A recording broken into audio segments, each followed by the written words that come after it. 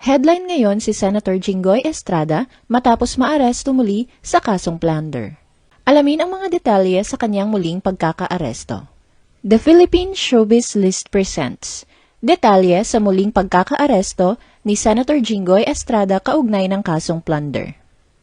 Jinggoy received arrest warrant for plunder.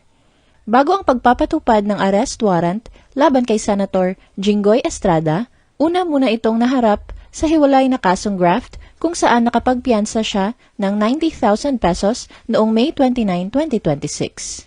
Sa gitna ng lumalalang usapin, sinubukan pa umano ng kampo ni Jinggoy na maghain ng mosyon noong umaga ng June 1, 2026 upang pigilan ang pagpapatupad ng warrant of arrest laban kay Jinggoy. Gayunpaman, hindi ito napagbigyan ng korte. Kalauna naglabas ang Sandigang Bayan, 5th Division ng non-bailable arrest warrant laban kay Jinggoy kaugnay ng kasong plunder na may kaugnayan umano sa 573 million pesos flood control scandal. Kasabay nito, ipinag-utos din ang pag-aresto sa iba pang kapwa-akusado ni Jinggoy. Kabilang dito si dating Department of Public Works and Highway Secretary Manuel Bunoan na dinala sa ospital matapos umanong tumaas ang kanyang blood pressure. Nasa kustodiyan na rin ng mga otoridad ang ilang dating opisyal ng DPWH na sina Arturo Gonzalez Jr., Denril Cesar Cortuna at Manuel Bulusan, na nahaharap din sa mga kasong may kaugnay sa alegadong anomalya sa flood control projects. Sa kabila ng naunang piyansa ng graft case, itinuloy pa rin ng korte ang pagpapatupad ng warrant laban kay Jinggoy dahil ang kasong plunder ay itinuturing na non-bailable offense. Jinggoy voluntarily surrendered and won't seek Senate custody. Hindi humingi ng proteksyon o protective custody sa Senado si Jinggoy matapos magpalabas ng arrest warrant ang Sandigang Bayan 5th Division laban sa kanya kaugnay ng mga kasong plunder at graft.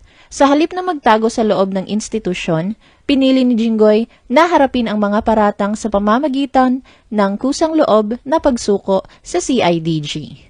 Kasabay nito, pormal niyang ipinasuspinde sa Senate Secretary ang kanyang sweldo upang matiyak na hindi siya makikinabang sa pondo ng pamahalaan habang nililitis ang kanyang kaso. Sa kabila ng mga seryosong akusasyon, mariing itinanggi ni Jinggoy ang mga paratang laban sa kanya.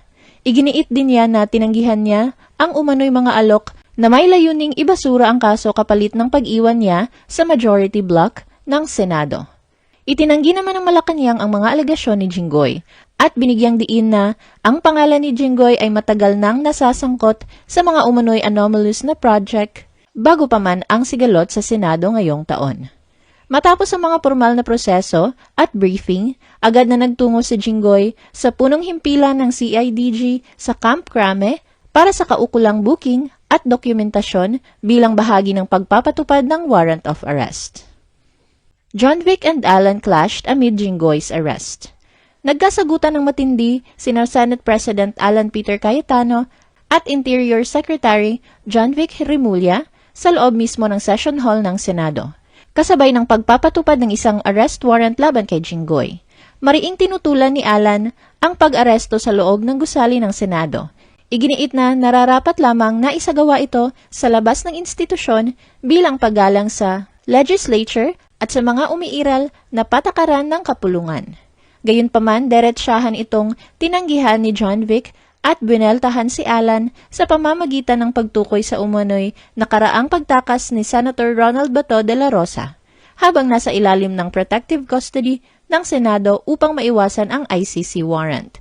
Dahil dito, itinuloy ng mga pulis ang pag-aresto kay Jinggoy at dinala siya sa Camp Crame, habang nagdulot naman ito ng hidwaan sa mga senador matapos ipanawagan ni Alan ang pag-boycott sa legislative session na tinutulan naman ng minority bloc.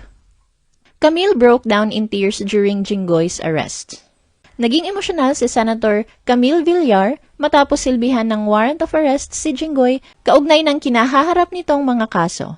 Ayon sa ulat, kapansin-pansin ang pagiging maluha-luha ni Camille habang nagbibigay ng maikling pahayag. Kasama rin siya sa mga sumama kay Jinggoy nang harapin nito ang mga reporters bago tuluyang sumuko sa CIDG. Nakiusap si Camille sa publiko na ipagdasal na lamang si Jinggoy at ang kanyang pamilya sa gitna ng pinagdaraanan ng mga ito. Gayunpaman, tumanggi siyang magbigay ng karagdagang dokumento o opinyon hinggil sa legal na usapin ng kaso at iginiit na mas mainam na hintayin ang tamang proseso ng batas. John Wick clarified that Jinggoy did not surrender voluntarily. Nilinaw ni John Wick na inaresto si Jinggoy sa loob ng Senado taliwas sa pahayag ni Jinggoy na voluntaryo umano siyang sumuko. Ayon kay John Wick, naisagawa na ng mga otoridad ang pag-aresto bago pa man mag-live si Jinggoy upang ipahayag ang kanyang pagsuko. Sa isang press briefing, mariing sinabi ni John Wick na no special treatment ang ibinibigay kay Jinggoy sa kabila ng kanyang katungkulan bilang senador. Matapos ang processing sa CIDG sa Camp Crame, ipinag-utos ang paglipat at pagkakakulong ni Jinggoy sa Quezon City Jail sa Payatas. Patuloy na iginiit ng DILG na ang pagpapatupad ng batas ay walang kinikilingan anuman ang katayuan sa gobyerno ng isang akusado.